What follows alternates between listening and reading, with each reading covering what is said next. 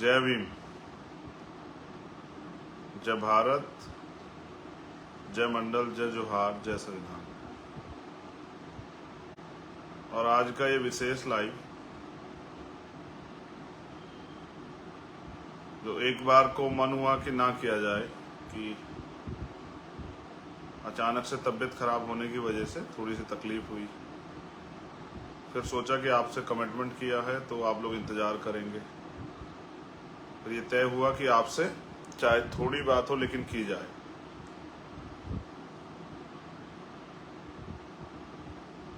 अपनी बात को शुरू करने से पहले आप गौर करना, जिन नामों को मैं आज ले रहा हूं उन पे गौर करना। जब तक मैं भीम आर्मी आजाद समाज पार्टी के सब कार्यकर्ताओं को संदेश देना चाहता हूं, जब तक आप इन महापुरुषों को नहीं पढ़ोगे जिनके नाम ले रहा हूं, और भी बहुत सारे कुछ छूट जाएंगे, उनके साथ साथ इनके दिखाए रास्ते पे नहीं चलोगे, महापुरुषों ने मिशन कैसे चलाया ये नहीं सीखोगे, तब तक इस देश में बहुजन समाज के लोग अन्याय अत्याचार सहने के लिए तैयार रहें।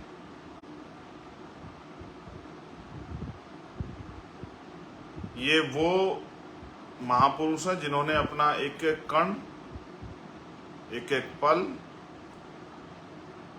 अपनी जिंदगी, अपनी सुख सुविधाएं हमारे लिए कुर्बान कर दी। मैं उन महापुरुषों की बात आपसे कर रहा हूं। मैं लाइव के शुरुआत में सबसे पहले धन्यवाद देता हूं भीम आर्मी आजाद समाज पार्टी और बहुजन समाज के उन सब लोगों को जो कल दिल्ली भीम आर्मी के 8वें स्थापना दिवस पर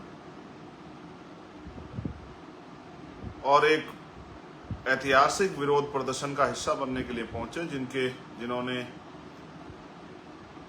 हमेशा की तरह इस आंदोलन का मेरा और हमारे तमाम नेताओं का मान सम्मान मजबूत किया और देश और दुनिया में रहने वाले भीम आर्मी के समर्थकों का भी हौसला अफजाई किया।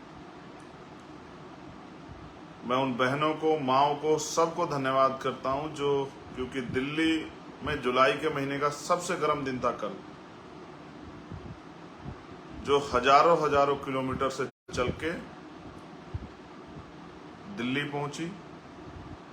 वो भाई जो पैदल आए, साइकिल पे आए,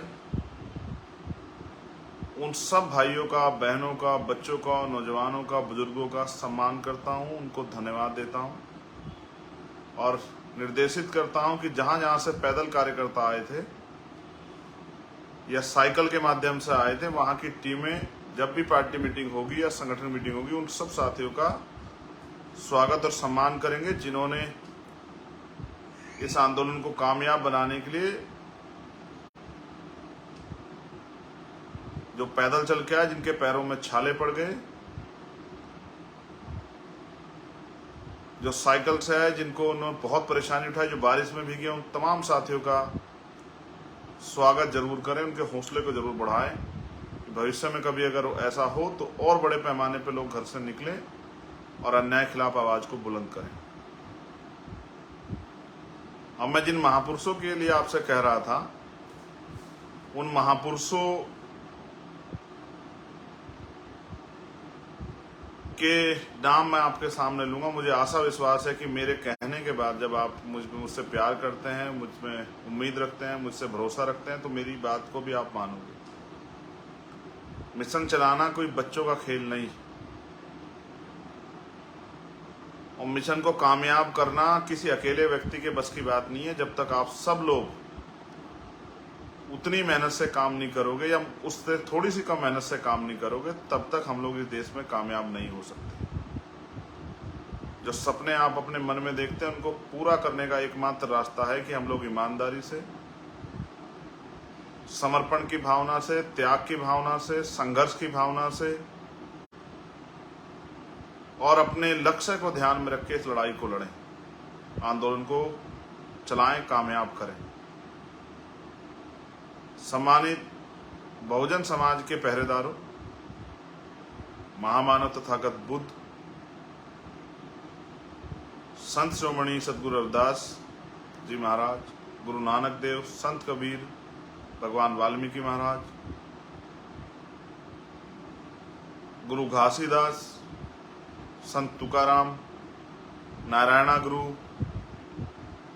संत गाडगे जी महाराज, इनके विचारों को हमारे साथियों को, चाहे वो छोटे और बड़े, उनको पढ़ना चाहिए, जानना चाहिए। फिर उनके बाद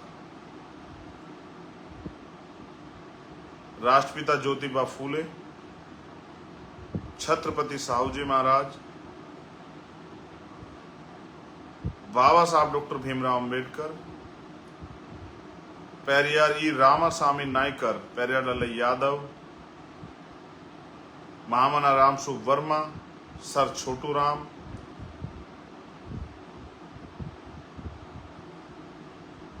बाबू शिवदयाल चौरसिया जी, संत राम बी ए प्रजापति जी, बाबू जगदेव प्रसाद कुशवाहा जी, जननायक कपूरी ठाकुर जी, बीपी मंडल जी, मान्यवर दीना भाना वाल्मीकि साहब, और मेरे गुरु, मेरे आदर्श मान्यवर साहब श्री काशीराम जी को भी, अगर आपको मिशन को चलाना है तो आपको पढ़ना चाहिए, उनके जीवन संघर्ष को समझना चाहिए कि कितनी विपरीत परिस्थितियों में, किस तरह की समस्याओं के समय उन्होंने इस आंदोलन को कामयाब किया, और जो नहीं कामयाब हो पाए उनको भी हमें नहीं भूलना चाहिए। आंदोलन चलता इसलिए है कि उससे समाज तैयार हो पाए। आज अगर हम राजनीतिक रूप से अभी बहुत कामयाब नहीं हुए हैं, लेकिन फिर भी हमने देश में लाखों लाखों लोगों को, महापुरुषों के आंदोलन को चलाने के लिए तैयार किया है।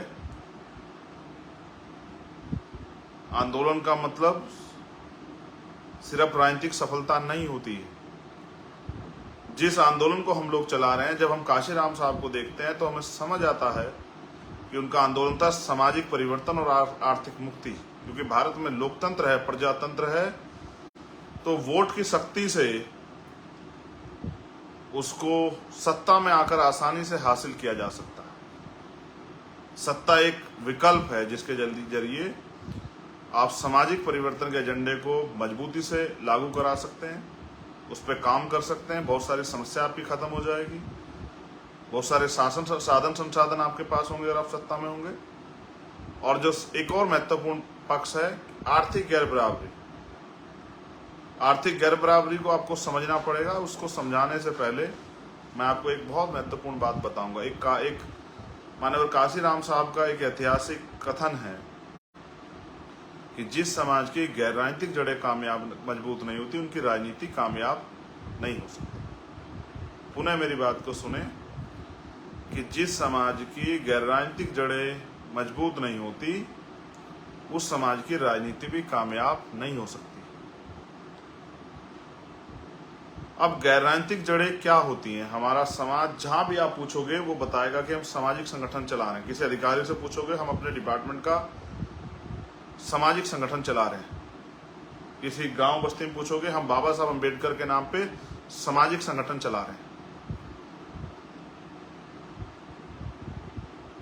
आप इतने सारे सामाजिक संगठन चला रहे हैं, इसी की वजह से आज समाज में जागरूकता बढ़ी। लेकिन सिर्फ सामाजिक संगठन चला के हम लोग इस देश में बिना सत्ता को प्राप्त करे कामयाब नहीं हो सकते हैं। जैसा मैंने आपको कहा कि गैर राजनीतिक जड़ें होती हैं समाज की सामाजिक हैसियत और समाज की आर्थिक हैसियत। सामाजिक हैसियत हमारी क्या है ये आप जानते हैं।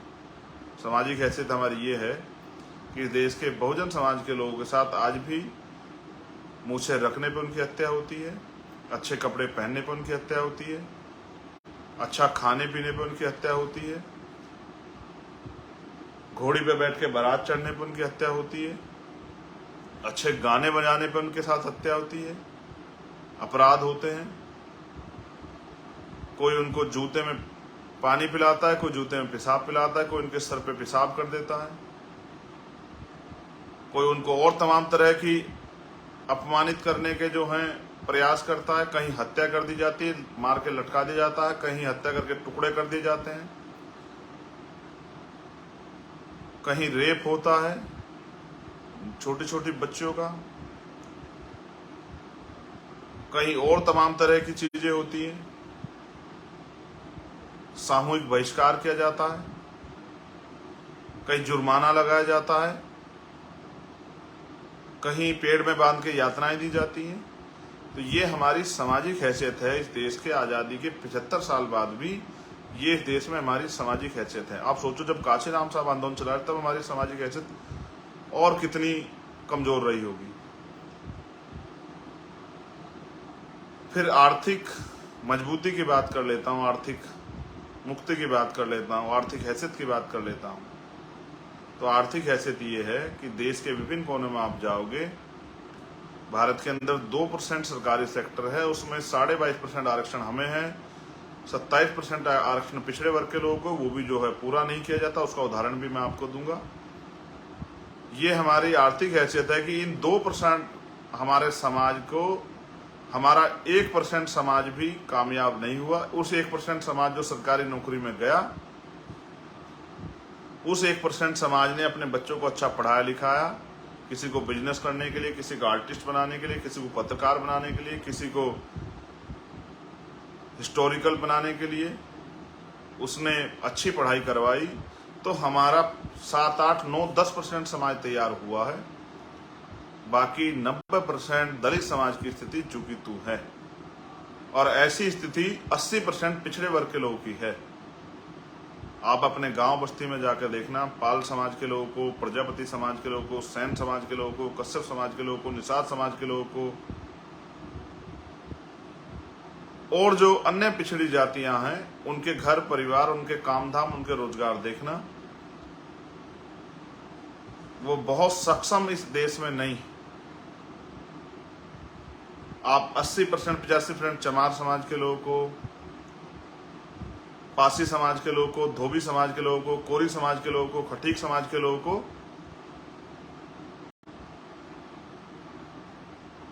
कभी उनके गांव में, उनकी बस्तियों में मुसार समाज के लोगों को जाकर, अलग अलग जातियों से हम लोग हैं, जातियों से हम लोगों को पहचान मिलती है। कहीं हमको डूम कहा जाता है, कहीं हमको डूमडे कहा जाता है, कहीं हमको मुसार कहा जाता है, कहीं हमको मांझी कहा जाता है। इतने सरनेमों में हम लोग बटे हुए हैं। लेकिन हमारी आर्थिक स्थिति यह है कि एक सरकारी आंकड़ा कहता है कि 54% दलितों पे 1 गज जमीन नहीं, और जिन पे 1 गज जमीन नहीं, उनकी आर्थिक स्थिति क्या होगी आप जान लो। जिस समाज का 80% हिस्सा सुबह मेहनत मजदूरी पे जाता है और कुछ कमा के लाता है, तब उनके घर में चूल्हा जलता है, उनकी आर्थिक स्थिति क्या होगी ये आपको समझना चाहिए। इसलिए साहब ने कहा कि भाई इनकी राजनीति कैसे कामयाब होगी, इसलिए उन्होंने, इनके पास तो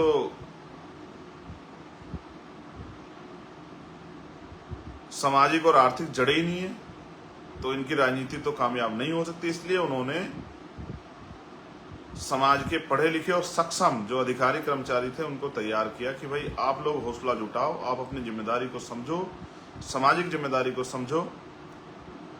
आपको जो नौकरी मिली है, रोजगार मिला, इसके लिए बाबा साहब ने जो आरक्षण का प्रावधान किया है संविधान में, उसकी वजह से मिला। इस वजह से आप अपनी जिम्मेदारी को समझो, अपने जो हाशिए पे समाज है उसको उठाने का काम करो, उसके भी हाथ खींचो, उसको ऊपर लाओ, अपनी जिम्मेदारी को अदा करो। साहब काशीराम इस बात को समझाने में कामयाब हो पाए, और तब जाके अधिकारी कर्मचारियों ने संघर्ष किया, वामसेब नाम का संगठन बना, उसके जरिए हमारी पुरानी मूवमेंट खड़ी हुई और हम लोगों को इस देश में अपने पैरों पे खड़े होने का मौका मिला। आज की मेरी पहली अपील उन अधिकारी कर्मचारियों से है जो सक्षम है कि आज चारों तरफ अन्याय अत्याचार हो रहा है, हमारे जो अधिकार बाबा साहब अम्बेडकर देके गए हैं, अगर हम उनके सच्चे सपूत हैं तो आज हमें बैठ के अपने घर में आकलन करना चाहिए कि हमारे व्यक्तिगत परिवार के साथ साथ भी ये समाज भी हमारा परिवार है। इस समाज की क्या स्थिति है और ये कैसे सुधरेगी, और जो आज की सत्ता ने हालात किए, क्या भविष्य में हम पे कुछ अवसर और अधिकार रह पाएंगे, या हमारा जीवन जानवर से भी बुरा जीवन इस देश में हो जाएगा। इसके बारे में हम पढ़े लिखे समझदार लोग हैं, हमें विचार करना चाहिए।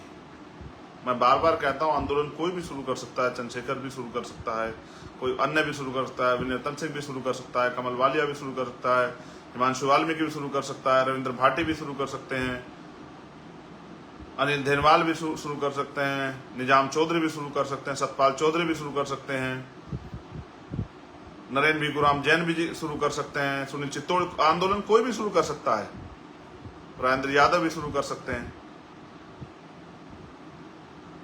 लेकिन आंदोलन कामयाब तभी होगा जब उसका नेतृत्व पढ़ा लिखा समाज करेगा, क्योंकि जिस समाज का 80% बहुजन समाज क्योंकि हमारा है, उसका 80% समाज रोटी रोजी के लिए मोहताज हो, जिनको बेटी की शादी करनी पड़े तो कुछ उधार पैसे लेने पड़ते हों, बेटे को पढ़ाना पड़े तो जमीन गिरवी रखनी पड़ती है, बेचनी पड़ती हो, जिनको मकान बनाना पड़ता है उनको साहूकार से या कहीं से लोन बैंक से उठाना पड़ता हो, जो सुबह उठ के मेहनत मजदूरी पे जाते हैं, वो कैसे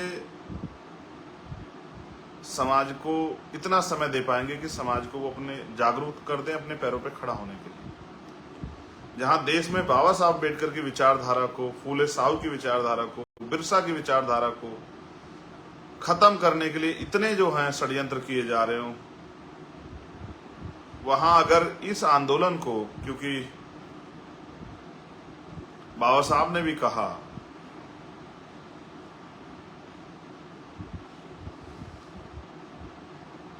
कि जिस विचारधारा का प्रचार प्रसार नहीं होता, जिस व्यक्ति का प्रचार प्रसार नहीं होता, वो व्यक्ति भी मर जाता, विचारधारा भी खत्म हो जाती। इसलिए मैं अपने पढ़े लिखे समाज से अपील करूंगा, स्पेशली नौजवान तबके से।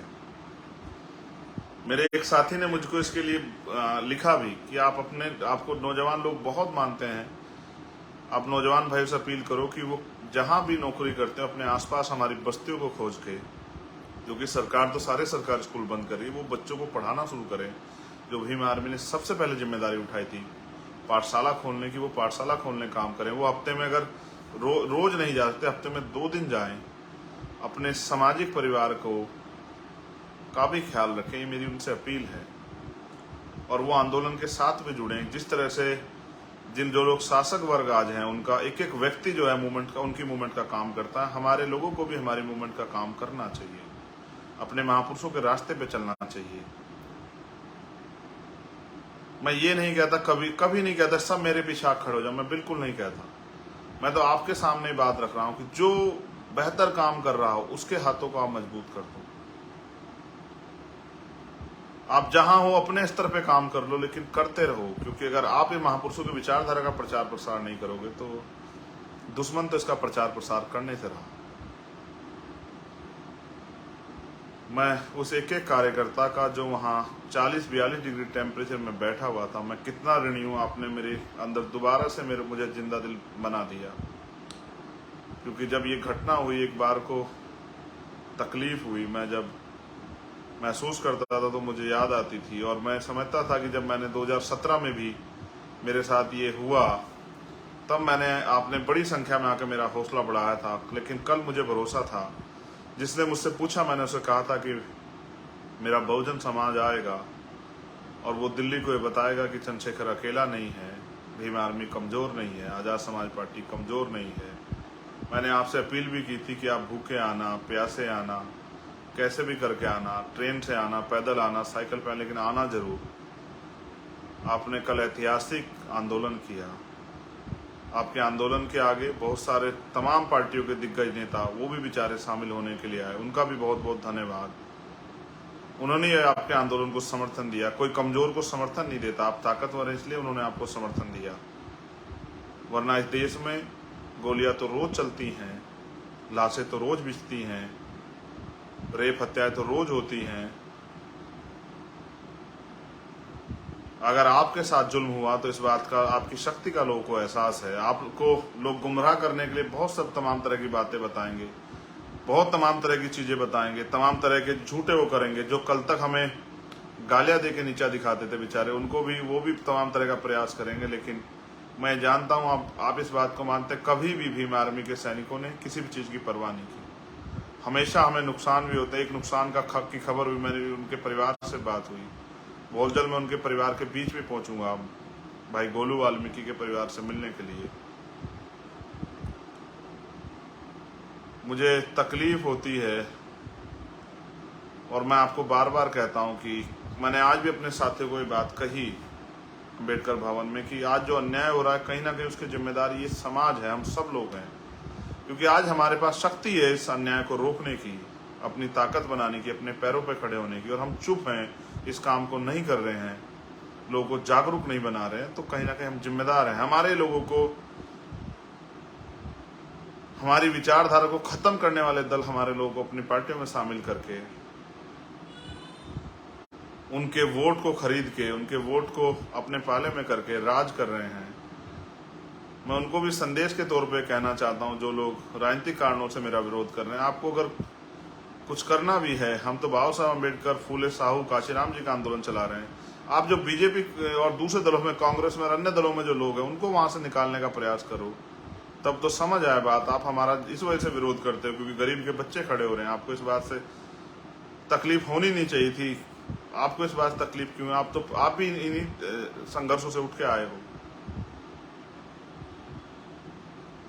मैं आपके सामने ज्ञापन डिस्कस करना चाहता था, क्योंकि जो लोग सोशल मीडिया ज्यादा वो लोग देखते हैं, और बाद में हमारे बहुजन यूट्यूबर भाई जो हैं, वो अपने यूट्यूब चैनल के जरिए वो इस बात को अपने यहाँ डालेंगे, और जो जो बहुजन समाज का बुद्धिजीवी वर्ग वहाँ आएगा, उसको पढ़ेगा, सुनेगा, तो शायद वो समझ पाएगा कि कल का आंदोलन चंद्रशेखर आजाद के लिए नहीं था, उसकी सुरक्षा के लिए नहीं था,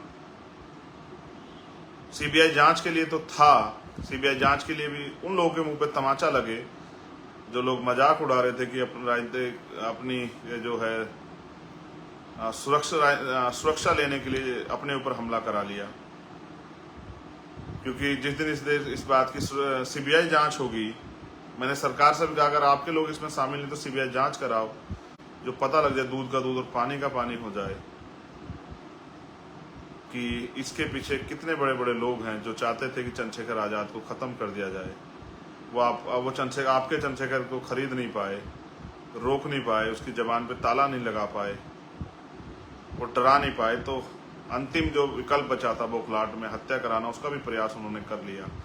मैं चाहता हूं आज के मेरे लाइव को हमारा बुद्धिजीवी समाज, अधिकारी, कर्मचारी, सक्षम समाज भी सुने, यूट्यूब चैनल के जरिए, इस लाइव के जरिए, और वो आकलन करें कि हमारी जो मांगे थी वो समाज के हित की मांगे थी या किसी व्यक्ति विशेष की मांगे थी। और हमने जो विभिन्न विपक्षी दल के लोग वहाँ आए, उनको भी अपने ज्ञापन पे सहमत करने का काम किया कि भाई वो हमारे ज्ञापन पे सहमत हों, हमारी मांगों पे सहमत हों। हम इस देश में 75 साल भी अगर अन्य अत्याचार का शिकार हो रहे हैं, एनसीआरबी का जो डाटा कहता है कि किसी प्रदेश में 20,000 महिलाओं के साथ, किसी प्रदेश में 18,000 महिलाओं के साथ, किसी प्रदेश में 15,000 महिलाओं के साथ जो हर साल अन्य अत्याचार की घटनाएं होती है, अगर उसका डाटा भी निकाल लिया जाए, अगर शर्म हो मीडिया में, वो निकाल के डाटा बताए कि इनमें दलित पिछड़े समाज की कितनी बच्चियां हैं, और जो नफरत करते हैं हमसे। मैं कहना भी नहीं चाहता इस बात को, क्योंकि हमें बाबा साहब अम्बेडकर ने महिलाओं में कभी भेदभाव करना सिखाया नहीं, हमें तो इंसानों में भेदभाव करना नहीं सिखाया। छोड़ो, मैं इस बात को भी नहीं कहता, लेकिन क्या हमारी बच्चों के नसीब में लिखा हुआ है कि उनको पैदा होने के बाद, बड़े होने के बाद, जिनको हम इतने लाड प्यार से पालते हैं, जिनको हम पलकों पे रखते हैं, नाजों में पालते हैं, उनको अन्याय अत्याचार सहना पड़े। मैं समाज की हर एक बहन बेटी को जो दुनिया में कहीं रहती है, मैं उनको अपना परिवार मानता हूँ। अगर उनके साथ अन्याय होता है तो मेरा कलेजा छलनी हो जाता है। जो लोग मजाक उड़ाते हैं ये कह के, हमारे साथी कहते हैं आप इस पर जवाब मत दिया करो, आप ये मत किया करो, लेकिन क्योंकि मैं जहाँ से उठ के आया हूँ, एक गांव से, मेरे पिताजी प्राइमरी स्कूल के हेडमास्टर थे। मैं जिस जगह से निकल के आया हूँ, जिस गरीबी से निकल के मैं बाहर आया हूँ, और मैंने दर्द देखा है, तो जो लोग ये कहते हैं अपने राजनीतिक स्वार्थ में कि हम किसी के आगे गिड़गिड़ाए और ये सब चीजें, आप भीम आर्मी के जोश जुनून को जानते नहीं। मेरा सारा दर्द इस समाज के लिए है, बहुजन समाज के लिए। अगर मुझे व्यक्तिगत कोई लालसा होती तो बहुत दल थे इस देश में, अगर आपने रास्ता बंद कर दिया था तो मैं उन दलों को ज्वाइन करके एमपी में MLA बन जाता। मैंने बाबा साहब अम्बेडकर, काशीराम साहब के मूवमेंट को ना मिटने देने की कसम खाई है। संकल्प लिया है। और मैंने नहीं, हमारे एक एक कार्यकर्ता ने भीम आर्मी के, आप उनको, क्योंकि वो बहुत सारे कार्यकर्ता जो नहीं जुड़े वो समझदार नहीं, आप अपनी बातें लिख के उनको गुमराह कर लेते हो, फिर उन्हें कुछ दिनों बाद एहसास हो जाता है कि हमें हमारी लड़ाई से रोका जा रहा है, हमें पंगु पिछलग्गू बनाया जा रहा है, फिर वो आके भीम आर्मी के साथ खड़े जाते हैं। क्योंकि मैंने भीम आर्मी के साथियों को स्वाभिमान से समझौता करना नहीं सिखाया, और मैंने उनको एक एक पल ये सिखाया कि वो समाज के लिए ईमानदार रहें। मैंने जो ज्ञापन वहाँ दिया था, मैं उस ज्ञापन को इसलिए आपके आगे पढ़ना चाहता हूँ क्योंकि हमारा बुद्धिजीवी समाज आकलन करे, अपने नेताओं का भी आकलन करे, जिनको वोट दे दे के आपने दलित पिछड़े वर्ग के नेताओं को ताकतवर बनाया, उनका भी आकलन करें। हमारी पहली मांग ये थी, और ये मांग इसलिए थी कि मैंने चर्चा की एक साथी से, तो मुझे पता लगा कि HJS के जरिए जो उत्तर प्रदेश में भर्ती होती है उसमें पिछले 10 साल में एक भी हमारा जज नहीं बना, जबकि हमें 22.5% आरक्षण है और पिछड़े वर्ग को 27% आरक्षण है, फिर भी 50 बच्चे पिछड़े वर्ग के पिछले 10 साल में जज नहीं बने और एक बच्चा शेड्यूल कास्ट का जज नहीं बना। क्योंकि ताकतवर लोगों ने, जिनकी सरकार है, उन्होंने एक क्राइटेरिया बना रखा है कि आप कंपटीशन में अच्छे नंबर ले आओगे, लेकिन आपको इंटरव्यू उनके हाथ में है। इंटरव्यू कुर्सी पे वो लोग बैठे हैं, 80 नंबर कम से कम लाने हैं। वहां हमारे बच्चों के नंबर 79 तक आते हैं और उनके साथ छल हो जाता है। इसलिए मैंने मांग की है, जबकि उत्तर प्रदेश के सामान्य नेताओं को शायद ये ना समझ आया, ना दिखाई दिया हो, क्योंकि HJS के जरिए जो जज बनेगा, ADJ बनेगा, वो 10 साल में हाई कोर्ट का जज बनेगा और अगले 10 साल में हो सकता है या 12 साल 15 साल में उसको सुप्रीम कोर्ट जाने का मौका मिल जाए। व्यवस्था पहले से नहीं चाहती सुप्रीम कोर्ट या हाई कोर्ट, हायर जुडिशरी में हमारे जज हों, जो वहां से हमारे साथ छल होता है वो बंद हो जाए। इसलिए हमने मांग की है कि SC ST OBC के अल्पसंख्यक के वर्ग के जो लोग हैं उनको संख्या के आधार पे, जिसकी इतनी संख्या पर उसकी उतनी हिस्सेदारी के आधार पे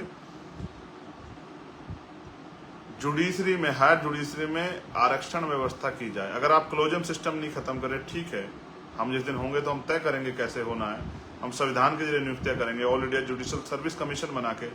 लेकिन अगर आप वहाँ हैं और ये इसको खत्म नहीं करना चाहते और सरकारें उनसे घबराती हैं, तो फिर आप वहाँ हमारी संख्या के आधार पर हमें आरक्षण दो, हमारे लोगों को भर्ती करो, हमारे जज होने चाहिए।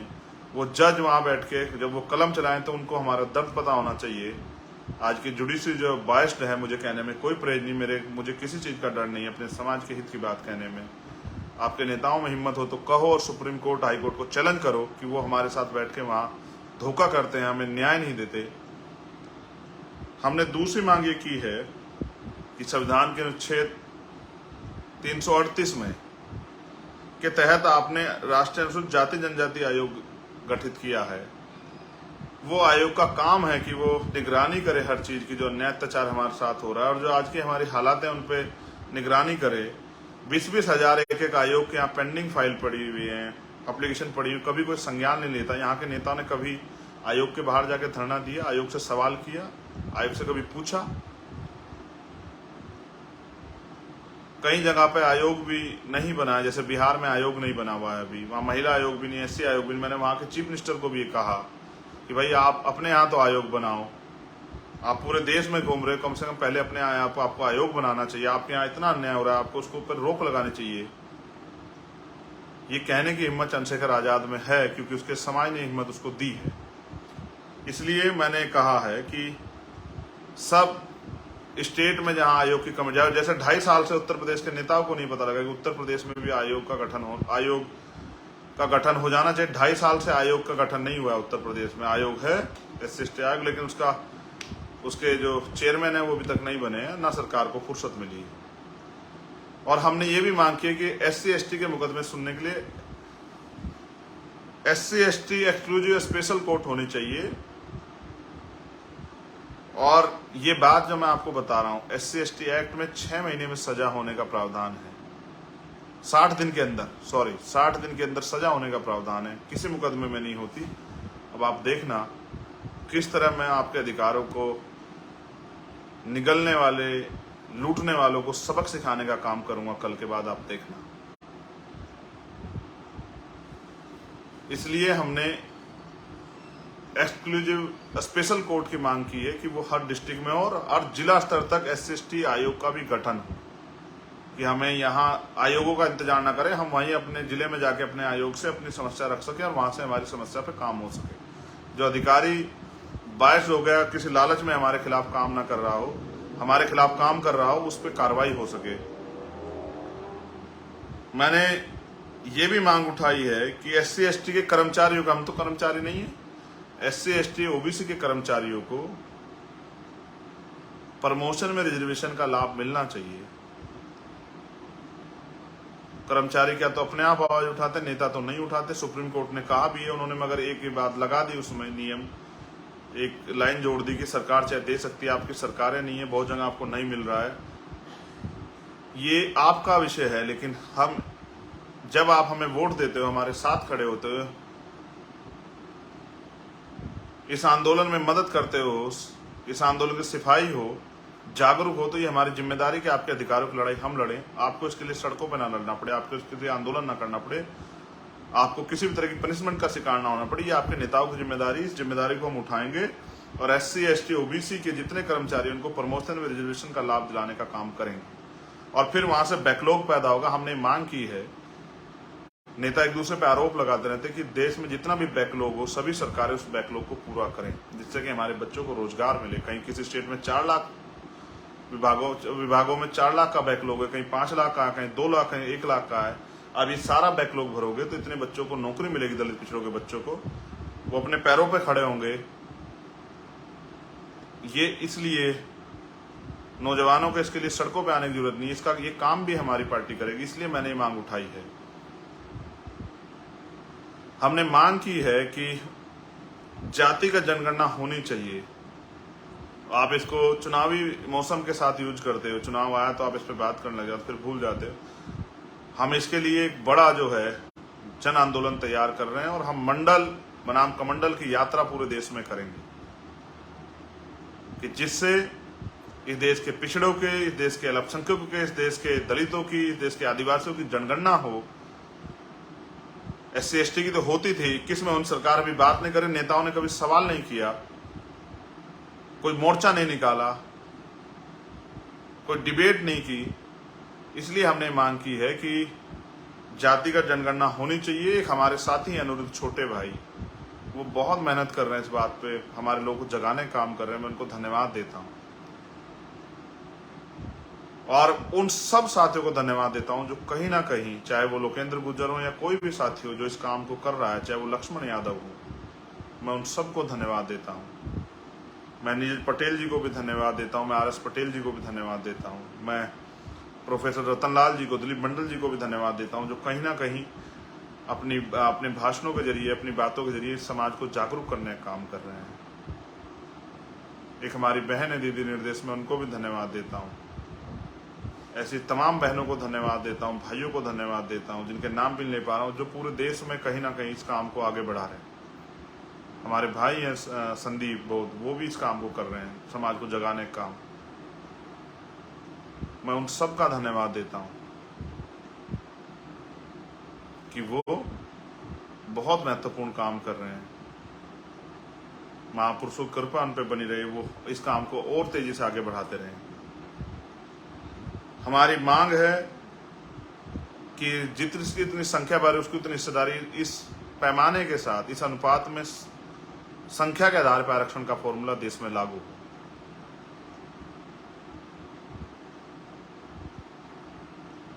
जितनी भी हमारी एक और मांग है, सरकारी संस्था उपक्रमों का जो निजीकरण करके आरक्षण को खत्म किया जा रहा है, वो निजीकरण बंद हो और जितनी संस्थाओं का निजीकरण कर देगा उपक्रमों का, उनका दोबारा से राष्ट्रीयकरण हो। ये भी हमारी मांग है।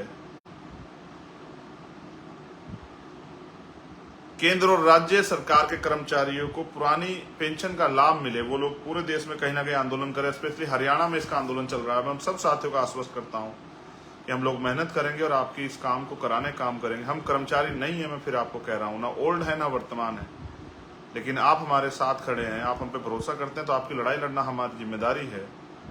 इसलिए हम इस काम को करेंगे।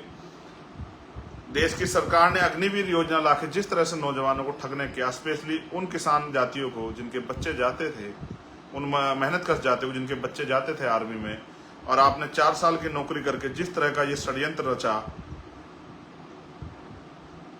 ये एक बहुत डरावना आपने खेल खेला अपने निजी स्वार्थों में।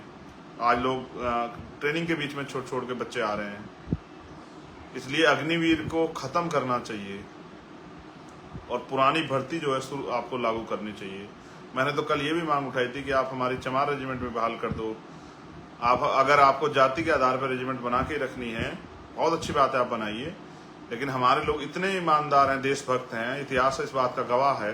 तो जो देशभक्त जातियां हैं उनको भी आप मौका दो। आप पाल समाज की रेजिमेंट बनाओ, आप गुर्जर समाज की रेजिमेंट बनाओ, आप सैनी समाज की रेजिमेंट बनाओ, आप यादव समाज की रेजिमेंट बनाओ। आप हम लोगों को भी देश सेवा का मौका दो और आप देखो किस तरह हमारे नौजवान देश की रक्षा करते हैं, उनको बहादुरी से काम करते हैं देश के लिए। एक हमने मांग उठाई, मैं खेती किसानी अब नहीं कर रहा हूं, मेरे फादर करते थे, लेकिन मैं देश के किसानों की पीड़ा समझता हूं, इसलिए हमने मांग उठाई है कि किसानों को एमएसपी की लीगल गारंटी मिले। एक हमारे साथी गुरनाम सिंह चौधरी जी आए थे, चौधरी पुष्पेंद्र जी हमारे किसान नेता, राज्यपाल जी आए थे, एक तेजवेंद्र सिंह विरक जी हैं, वो तमाम नेता आए थे। वो लोग लगातार मेरे साथ चर्चा में रहते हैं। मैं समझता हूँ सुमन हुड्डा हमारी बहन, वो लोग लगातार चर्चा में रहते हैं। इसलिए मैं उनके संघर्ष को समझता हूँ। उनको जेल भेजा जाता है, उनको लाठियां खानी पड़ती है, किसान सड़कों पर रहता है। मैं किसानों का दर्द समझता हूँ, किसान परिवार से आता हूँ। इसलिए हमने मांग की है कि किसान की हर फसल की जो है एमएसपी की गारंटी जो है, और वो भी समय के अनुसार समयबद्ध कानूनी गारंटी जो है सरकार को देनी चाहिए। प्लस जो पीएम किसान सम्मान निधि के तौर पे जो पैसे जो है सुविधाएं देते हैं, जो पीएम किसान परिवारों को जो पीएम किसान योजना का नाम लाभ मिलता है, जो आप 6,000 रुपए देते हैं, उसको 6,000 से बढ़ा के आपको 24,000 रुपए सालाना करना चाहिए। हमने ये भी मांग उठाई है। फिर हमने मांग उठाई है कि दिल्ली में जो आंदोलन हुआ था उसमें जितने भी किसानों पे मुकदमे आपने किए थे, क्योंकि 700 से ज्यादा किसानों की जान गई, वो मुकदमे आप वापस लें। ये भी मांग हमने उठाई, क्योंकि हम हमेशा किसानों के आंदोलन के साथ खड़े रहे। हमने ये भी मांग उठाई, हमारा एक बहुत बड़ा हमारे समाज का वर्ग जो सफाई कर्मचारी काम करता है, उनको स्पेशल टारगेट करके उसके साथ जितने भी कच्चे कर्मचारी हैं, जिस भी विभाग में काम करते हैं, उन कच्चे कर्मचारियों की समस्या को समझते हुए हमने ये मांग की है। पहली हमारी मांग है कि पहले तो कच्ची नौकरी होनी नहीं चाहिए और संविदा की नौकरी, ठेकेदारी की नौकरी होनी नहीं चाहिए। और जो लोग अभी इस पे कर रहे हैं उनको आप समान काम समान वेतन, जितना वेतन आप सरकारी कर्मचारी को देते हैं उतना ही वेतन उनको दें। दिल्ली में बहुत कच्चे कर्मचारी हैं। 30-30 साल से मेरी माएँ बहनें, मेरे चाचा ताऊ गटर में उतर के मैला अपने सर पे उठा के अपनी जिंदगी को जी रहे हैं। कभी किसने सुध नहीं ली, सरकार जब चाहे उनको निकाल देती है। 30-30 साल सेवा करने वालों को पक्के नहीं किया गया, वो मर जाते हैं सफाई करते करते। बहुत सारे रोडवेज में कच्चे कर्मचारी हैं, बिजली विभाग में कच्चे कर्मचारी हैं, हेल्थ डिपार्टमेंट में बहुत सारे कच्चे कर्मचारी हैं। वो भी इतना ही समय देते हैं, वो भी इतनी एनर्जी लगाते हैं, एक टांग पे खड़े रहते हैं, सेवा करते हैं, वो भी अपनी जान को जोखिम डालते हैं।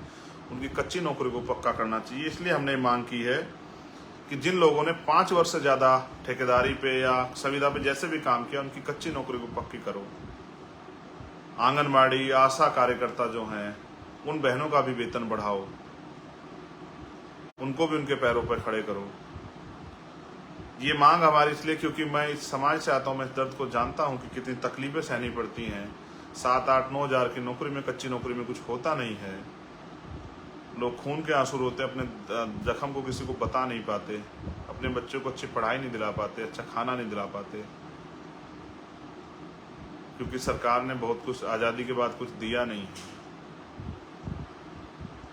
सरकारों ने सिर्फ वोट लिए है और मजाक उड़ाया हमारी गरीबी का, हमारी बेबसी का। हमारी सरकारों में बैठे ताकतवर लोग हमारी बहनों के फटे कपड़ों में झांकने में भरोसा रखते हैं। वो चाहते हैं उनके कपड़े फटे हुए रहें, जो वो आराम से झांक पाए हमारी बहनों के तनों को, हमारी माओं के तनों को। उनको हमारे लोग बड़ों के, हमारे बुजुर्गों के फटे कपड़े देख के आनंद आता है।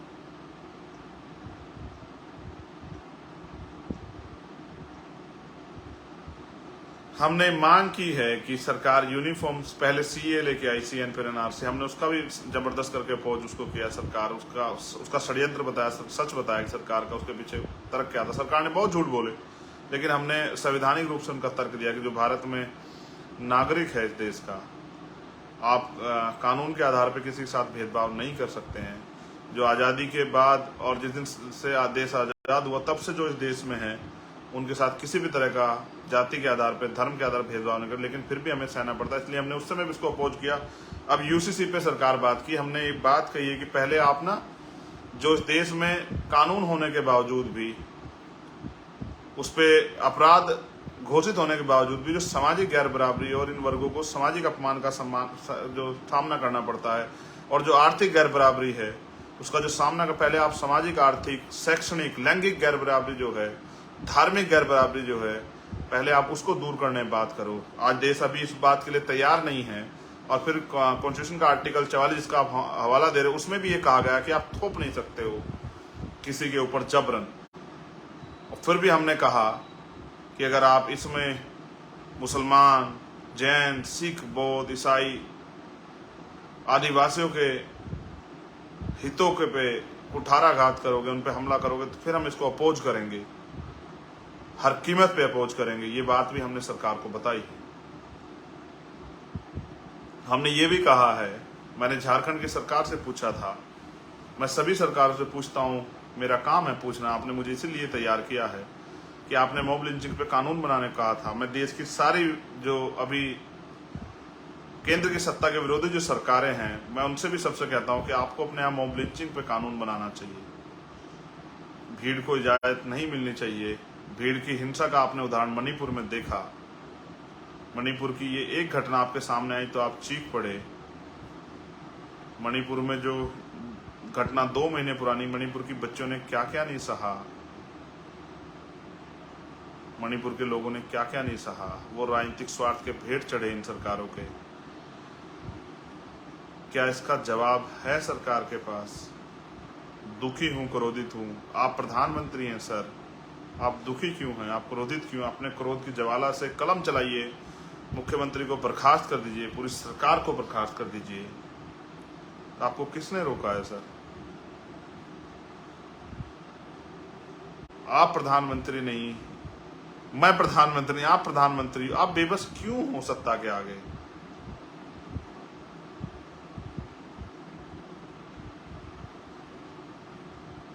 हमें तो आदत है, हमने फूलन देवी जैसी अपनी बहनों का हश्र देखा माओ का। हमें तो आदत है ये अन्याय सहने की। हम इस अन्याय के खिलाफ लड़ भी रहे हैं, लेकिन देखो ये सच कितना डरावना है। ये आपके रूह जिस्म सबको झकझोर देता है जब ये अन्याय होता है। इसका जवाब नहीं है आपके पास, आप दे भी नहीं सकते, सत्ता में बैठे लोग दे भी नहीं सकते। और मैं ये सवाल मेरा सब सत्ताओं से है कि जब आपकी सरकारों में 10-10, 20-20 हजार महिलाओं के साथ अन्याय होता है हर साल, तो आप कुर्सी पे बैठ कैसे जाते हो? आपको तकलीफ क्यों नहीं होती? आप खाना आपको हजम कैसे हो जाता है? आपके आंखें क्यों नहीं रोती? जब चंद्रशेखर आजाद की रोती हैं तो आपकी क्यों नहीं रोती? आप जालिम को क्यों प्रोटेक्ट करते हो? आप अपराधी को क्यों प्रोटेक्ट करते हो? इसलिए प्रोटेक्ट करते हो कल किसी और बच्ची का चीरहरण करे, उसका रेप करे, उसकी हत्या करे, उसको जला दे। इसीलिए मैं उस दिन भावुक हुआ टीवी पे, जिसपे हमारे राजनीतिक विरोधी मजाक उड़ाते हैं, कि मुझे पता था अगर सरकार नहीं बदली जो 5 साल अन्याय होगा वो बड़े बड़े नेताओं को नहीं सहना पड़ेगा, मेरी बच्चों को, मेरी बहनों को, माओ को, बुजुर्गों को, मेरे भाइयों को सहना पड़ेगा। और हम सह रहे हैं। ये तो हम तक भी आग चली आई है कि हम पे भी गोलियों से जो है हमें भूनने की तैयारी की जा रही है। इसलिए मैं भावुक हुआ था मेरे प्यारे भाइयों। मेरी भावुकता व्यक्तिगत नहीं है, अपने निजी स्वार्थ के लिए नहीं है। और मेरे लोग इस बात को जानते हैं, और जो राजनीतिक कारण विरोधी हैं वो भी इस बात को जानते हैं। उनके साथ अन्याय होगा तो उनकी सबसे पहली अगर नज़र किसी पे जाएगी तो वो भीम आर्मी पे होगी, भीम आर्मी के कार्यकर्ता चंद्रशेखर आज़ाद पे होगी, भीम आर्मी के एक सिपाही पे होगी। और उसके बाद हमने 12वीं, आप जानते हैं जब आप किताब पढ़ते हैं उसका आखिरी पन्ना कितने दिनों बाद पढ़ते हैं, हमने आखिरी मांग उसमें रखी, क्योंकि आप बहुत सारे लोगों को लगता था कि ये मजाक है व्यक्ति के जीवन की वैल्यू होती है। मेरे लोगों ने मुझे अपने खून से सींच के यहाँ तक लेके आए हैं, मुझे पहचान दी है, वो मेरी एक बात पे खड़े होते हैं। कल मैंने देखा कि किस तरह से वहाँ क्या हालात थे। मैं उनसे अपील कर रहा था बैठ जाओ, लेकिन मैं जानता था एक की जगह पे 10-10 लोग खड़े, वो कैसे बैठ जाते। वहाँ जो नेता स्टेज बैठे थे उनको चक्कर आ रहे थे, कोई उल्टी कर रहा था, कोई जूस पी रहा था, कोई ग्लूकोज पी रहा था, कोई इधर भाग रहा था, कोई उधर भाग रहा था, कोई सर पे कपड़ा रख रहा था। अब मुझे छाव देने की वो कर रहे। मेरे ऊपर महापुरुषों की, संतों, गुरुओं की, माओ बहनों की, प्रकृति का बड़ा आशीर्वाद है। लेकिन जो मेरी बहनें, माएँ, मेरा खून जो है, जो सामने था, जो मेरे लिए चल के आया था, भीम आर्मी के लिए चल के आया था, आज़ाद समाज पार्टी चल के आया था, उसके दिल से पूछो कि उसके ऊपर क्या बीती। वो मंच पे भी नहीं था, वो सामने था। लेकिन उनको चंद्रशेखर आज़ाद पे, भीम आर्मी पे, आज़ाद समाज पार्टी भरोसा है कि कल अगर ये ताकतवर होते हैं तो जो जुल्मों को, सितमों को हम सह रहे हैं लंबे समय से, वो खत्म हो जाएगा। और हमारी लड़ाई एक घटना की में न्याय की नहीं, हम इसको पूर्ण रूप से खत्म करना चाहते हैं। मैं उन जड़ों को काट देना चाहता हूं जहां से आपके खिलाफ अन्याय की सोच पैदा होती है। मेरी लड़ाई किसी जाति धर्म से नहीं है, मेरी लड़ाई उस सोच से है जो गैर बराबरी पे आधारित है, जो हिंसा पे आधारित है, जो इंसान को इंसान नहीं समझती, जिसको इंसान के कत्ल पे तकलीफ नहीं होती। और देश की ऐसी व्यवस्था है कि हमें जाति के नाम पे अपमानित किया जाता है। वहाँ जानवरों को बिस्तरे में लोग लिटा लेते हैं और अपनी चम्मच से खाना खिला देते हैं, फिर भी इंसान को इतने अपमान का सामना करना पड़ता है। ये भारत का इतिहास है साथियों, इसी व्यवस्था के खिलाफ लड़ाई है। तो हमारी आखिरी मांग थी कि इस घटना की सीबीआई जांच हो जाए, जिसमें बड़े बड़े लोग जिनको बचाने का प्रयास किया जा रहा है, जो मेरे खून से होली खेलना चाहते थे, जो आपकी उम्मीद से होली खेलना चाहते थे, जो आपके भाई को निपटा देना चाहते थे, उनके चेहरे बेनकाब हो जाएं। इसलिए मैंने अपील की कि सीबीआई जांच हो। और सुरक्षा की बात रही, सुरक्षा तो हमारे हर नेता को मिलनी चाहिए। बीजेपी के लोग जिनकी सरकार है या अन्य पार्टी लोग जिनकी सरकार है, जब उनको सुरक्षा मिलती है तो हम भी तो इस देश में लोकतंत्र का हिस्सा, हम भी तो टैक्स देते हैं। ये टैक्स हम हमारे खून पसीने कमाई का, हमारे समाज की आबादी 85% है बहुजन समाज की, उनको क्यों नहीं जो है सुरक्षा मिलनी चाहिए। जब इस यहाँ राजनीतिक दलों के आखिरी विधायक और जिला अध्यक्ष तक को सुरक्षा मिली है, तो बहुजनों के नेता क्यों सुरक्षा मिलनी चाहिए। उनकी जान से खेलने की छूट क्यों मिलनी चाहिए मनुवादियों को। क्या उनका जीवन इतना आसान है कि जिस आदमी को उन्होंने इतनी मेहनत से तैयार किया, जिस चीज को उन्होंने इतनी मेहनत से बनाया, उसके जीवन को कोई 1 मिनट में समाप्त कर दे। क्या उनका जीवन इतना सामान्य हो जाना चाहिए देश में। इसलिए हमने सुरक्षा की मांग की, क्योंकि हम भी टैक्स देते हैं, प्राइम मिनिस्टर भी टैक्स देते हैं, प्राइम मिनिस्टर देते हो ना देते हो, गृह मंत्री देते हो ना देते हो, मुख्यमंत्री देते हो ना देते हो, हम देते हैं टैक्स हर एक चीज पे। हमारी कोई चीज सरकारी नहीं, हमारी कोई चीज फ्री नहीं, हम एक एक चीज पे टैक्स देते हैं। हमारे टैक्स के पैसे का लाभ हमें क्यों ना मिले। हम भी इस देश के निवासी हैं, हमारा भी अधिकार उतना बैठता है। पढ़े लिखे लोग अपने अधिकारों को जानते, क्यों ना हम मांग करें। इसलिए हमने मांग की। और क्योंकि मैं फिर कह रहा हूं, मेरी सुरक्षा हो जाएगी, आप लोग कर लोगे, मेरी गाड़ी बुलेट प्रूफ हो जाएगी, लेकिन हमारा जो आखिरी कार्यकर्ता जो गांव में लड़ रहा है, जिसपे झूठे मुकदमे हो रहे हैं, जिसके खिलाफ झूठी चार्जशीट बनाई जा रही है, जिसको मारा पीटा जा रहा है, जिसकी हत्या की जा रही है, उसकी सुरक्षा कैसे होगी। उसकी सुरक्षा का एकमात्र रास्ता ये है कि आपको ये सत्ता परिवर्तन करके राजनीतिक ताकत अपने हाथ में लेनी पड़ेगी। और मैं फिर कह रहा हूँ, आरक्षण खत्म हो गया। जिस देश में सामाजिक गैर बराबरी है, आरक्षण खत्म हो गया।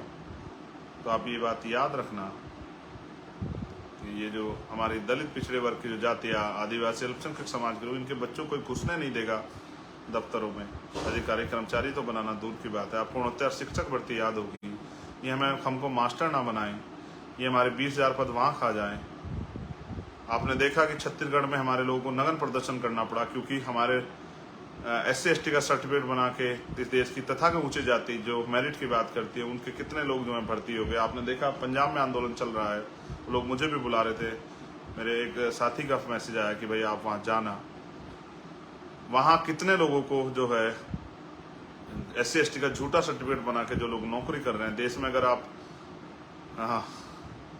अगर आपको जाति का गर्व भी चाहिए, और आप जब SC/ST OBC के सर्टिफिकेट बना के नौकरी करते हो, तो आपका जमीर तब क्यों नहीं आपको कहता।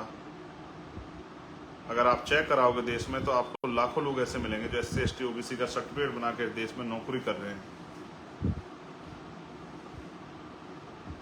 ये लाइव मैंने इसलिए किया कि मेरी ताकत आप हो। मैं जब अपनी बहनों को देखता हूँ, कल एक बहन मुझे मिली थी अम्बेडकर नगर से, वो भावुक थी। जब मैं बहुत सारी माँओं से मिला, वो भावुक थी। एक माँ ने मैंने फ़ोन पे जब उससे बात की, उसने कहा मैंने 3 दिन से खाना नहीं खाया। मेरे कंधों पर उन लाखों माँओं की जिम्मेदारी है जिनके आंसू नहीं सूखे हैं, उन हजारों लाखों भाइयों, करोड़ों भाइयों की जिम्मेदारी है जो बेरोजगार इस देश में घूम रहे हैं। और मेरे कंधों पर उन किसानों की जिम्मेदारी है जो इस देश में पूरे देश का पेट भरते हैं, लेकिन वो अपने बच्चों का पेट नहीं भर पा रहे हैं। अब बारिश आई, बाढ़ आई, सारी फसल होगी और उनको अपना फसल का बीमा है और मुआवजे के नाम पे उनको 10-10 रुपये दिखाए जाएंगे। मेरे कंधों पे उनकी जिम्मेदारी है। मेरे कंधों पे उन दलित पिछड़े आदिवासियों की तमाम उनकी सुरक्षा संरक्षण की जिम्मेदारी, सशक्तिकरण की जिम्मेदारी है। इनके साथ जुम जाती हो रही है। मेरे कंधों पे मणिपुर की बहनों के भी सम्मान की, भाइयों के सम्मान की भी आवाज़ उठाने की जिम्मेदारी है। हर शोषित की आवाज़ उठाने की जिम्मेदारी मेरे कंधों पे है। मैंने इसलिए आंदोलन बुलाया था जंतर मंतर में। मैं इसको रामलीला मैदान में ही बुलाता, मुझे पता था आप उसको भी भर दोगे, लेकिन मैंने इसलिए बुलाया क्योंकि 21 मई को भी आपने 2017 मुझे वहाँ की ताकत दी। और फिर वहाँ एक घटना घटी जिसने मुझे झकझोर दिया। जब मैं 28 तारीख को चला गया झारखंड एक आंदोलन को लड़ने के लिए, एक रैली को करने के लिए, तो मेरी पहलवान बहनों के साथ जो अन्याय वहाँ हुआ, उनको घसीटा गया, उनके बदन को नोचा गया, उनको बेइज्जत किया गया, उनके बाल खींचे गए, मुझे बड़ी तकलीफ हुई। मैं उन सब का जवाब देने के लिए मैंने जंतर मंतर पे आपको बुलाया। मैंने आपको बुलाया, आपको बहुत कष्ट सहना पड़ा। मैं उसके लिए, जो कष्ट आपको सहना पड़ा उसके लिए मुझे खेद है, लेकिन मेरे पास तो आप ही हो जिनके लिए, जिनके इस ताकत से जो है मैं इस देश की सत्ता को जवाब दे सकता हूँ। आपने इतना प्यार दिया, इतना सहयोग किया, आगे भी आप अपनी ताकत को बनाइए, मजबूती से खड़े रहिए, अपनी पार्टी को, अपने संगठन को मजबूत कीजिए। जब आपकी पार्टी, आपका संगठन मजबूत होगा, हर कोई आपको इज्जत सम्मान देगा, हर कोई आपके साथ खड़ा होगा। मुझे आशा विश्वास है कि आप ये नहीं कहेंगे कि 10 साल और चंद्रशेखर आज़ाद रह जाते तो हम पता नहीं क्या कर देते। अब चंद्रशेखर आज़ाद आपके बीच में हैं। आज साथ दे के आप इस आंदोलन को आगे बढ़ाने में मदद कीजिए। ज़्यादा परीक्षाएं मत लीजिए। देश लूट रहा है। आपके बच्चों को कोई डॉक्टर, इंजीनियर, IAS IPS नहीं बनाएगा, चपरासी भी नहीं बनाएगा इस देश में, अगर इस देश में संविधान नहीं रहा। और आज जिस तरह संविधान को, एक एक संविधान के आर्टिकल को जिस तरह से बर्बाद करने का प्रयास किया जाए, नए कानून बना के, कुछ बचेगा नहीं इस देश में। जब आप आवाज़ उठाने जाओगे, कोई गोली लेके खड़ा होगा, आपके सीने के पार कर देगा, कोई चाकू ले खड़ा होगा, आपके पेट के पार कर देगा, कोई आपका गला काट लेगा, फिर क्या करोगे इस देश में? अभी बाबा साहब अम्बेडकर का दिया वोट का अधिकार आपके पास है। इस वोट की शक्ति से आपने बहुत लोगों को ताकतवर बनाया। जब आपने सबको मौका दिया तो फिर भीम आर्मी आज़ाद समाज पार्टी को भी आपको मौका देना चाहिए। और इनको काम करके दिखाने के लिए आपको अवसर अगर आप देंगे तो फिर इनके दिल में जो काम करने की इच्छा है, हर सदी में कुछ ना कुछ नया हुआ। 100 साल पहले हमारे हालात ऐसे नहीं थे, 50 साल पहले हमारे हालात ऐसे, आज हमारे हालात बदले हैं। आज दिल्ली में भी हमारे लोग सक्षम हैं। मैं धन्यवाद देता हूँ सभी प्रदेशों को। सबसे पहले धन्यवाद दिल्ली की पूरी टीम को, फिर यूपी की पूरी टीम को, उत्तर प्रदेश के सभी जिलों की टीम को, सभी प्रदेश के सामान्य नेताओं को, उत्तराखंड की पूरी टीम को, उनके सामान्य नेताओं को, कश्मीर जम्मू की टीम को, उनके नेताओं को, पंजाब की टीम को, उनके नेताओं को, हरियाणा की टीम को, वहाँ के सभी सम्मानित नेताओं को, राजस्थान की टीम को, वहाँ के सभी सम्मानित नेताओं को। स्पेशल थैंक्स मध्य प्रदेश की पूरी टीम को, उनके सम्मानित नेताओं को। बहुत जल्दी आऊँगा गोलू भाई के परिवार से मिलने। असम की टीम को, त्रिपुरा की टीम को, छत्तीसगढ़ की टीम को, हमारे प्रदेश अध्यक्ष छत्तीसगढ़ के नहीं आ पाए, वो जेल में थे, राजकुमार जांगड़े जी, उनको भी धन्यवाद, मुझे सुन रहे होंगे। उड़ीसा की टीम को, महाराष्ट्र की टीम को बहुत बहुत धन्यवाद। तेलंगाना की टीम को बहुत बहुत धन्यवाद। बिहार की टीम को पुनः बहुत बहुत धन्यवाद, वहाँ के सभी सम्मानित नेताओं को। कोई स्टेट छूट गया हो, बंगाल की टीम को बहुत बहुत धन्यवाद। कोई छूट गया हो, हिमाचल की टीम को बहुत बहुत धन्यवाद। तो मुझे खेद हो सकता है, लेकिन मैं आपको हर एक कार्यकर्ता को और स्थापना दिवस की पुनः बधाई और धन्यवाद। अब मैं आपसे एक ये चाहूँगा कि जितने साथी मुझे देख रहे हैं वो एक बार ज़रूर बताएं, क्या इस लड़ाई में मैं उनका कमेंट भी कोशिश करूँगा कि पढ़ने की कोशिश करूँ, क्या इस लड़ाई में वो हमें ताकत देने के लिए तैयार हैं या नहीं। अगर आप अवसर देने के लिए तैयार हैं तो हम एक भीम आर्मी का एक एक सिपाही, अपने खून का एक एक कण जो है महापुरुषों के आंदोलन कामयाब करने के लिए लगाने के लिए तैयार है। मैं आपका जरूर आपके कमेंट देखूंगा कि आप चाहते हैं कि देश में भीम आर्मी आज़ाद समाज पार्टी आपके हितों की रक्षा के लिए मजबूत हो या ना। मैं आपका कमेंट जरूर जो है कोशिश करूँ। और एक स्पेशल आपको जानकारी, मैंने आपको IT सेल के लिए कहा था, इस देश के मनी माफिया मीडिया का मुकाबला करने के लिए बहुत जल्द हम लोग IT सेल बनाएंगे। कल परसों मैं आपसे डिटेल लूँगा। जो लोग IT सेल में काम करना चाहते हैं, पढ़े लिखे हमारे साथी, वो अपना डाटा जहां मैं मांगूंगा, जिन नंबरों पे अपना डाटा मुझे देना, जिनको आप लोग कनेक्ट करके, और एक दिन आप लोगों को सब लोगों को संगठित रूप से कहीं बुला के और किस तरह से इस पे काम करके इसको आगे बढ़ाना, मैं आपसे चर्चा कर सकूँ। मैं बहुजन मीडिया के सभी साथियों का धन्यवाद करता हूँ जो लोग मेरे ऊपर आरोप लगाते हैं। मेन स्ट्रीम मीडिया बहुत दिखाती है। कल लाखों लोग आए थे, इतनी बड़ी रैली थी, कितनी बार मीडिया ने दिखाया आप जानते हैं, कितनी बड़ी बड़ी खबरें छपी, अखबार ने तो खबरें भी छापी जिससे हमें झगड़े हो जाए आपस में। बहुजन मीडिया का बहुत बहुत धन्यवाद, जिन साथियों ने कवरेज किया, जिन साथियों ने आवाज़ उठाई, जिन साथियों ने दिखाया, चाहे अच्छा दिखाया बुरा दिखाया, कोई फर्क नहीं पड़ता, क्योंकि अगर आप आलोचना विरोध करते हैं किसी कारण से तो भी आप प्रचार करते हैं हमारा। आपका बहुत बहुत धन्यवाद। जय भीम, जय भारत, जय मंडल, जय जोहार, जय संविधान। और जैसा मैंने कहा, बहुत जल्द आपके प्रदेशों में आ रहा हूँ मंडल बनाम कमंडल की लड़ाई को लड़ने के लिए, देश के बहुजन समाज को उनके अधिकार दिलाने, उनके पैरों पर खड़ा करने के लिए, इस देश में सम्राट अशोक के सपनों का भारत बनाने के लिए, समता, समानता, मैत्री, भाईचारे पर आधारित भारत बनाने के लिए, जहां देश के आखिरी व्यक्ति को वो तमाम सुख सुविधाएं मिले जो इस देश के अमीरों को आज मिल रही हैं। जय।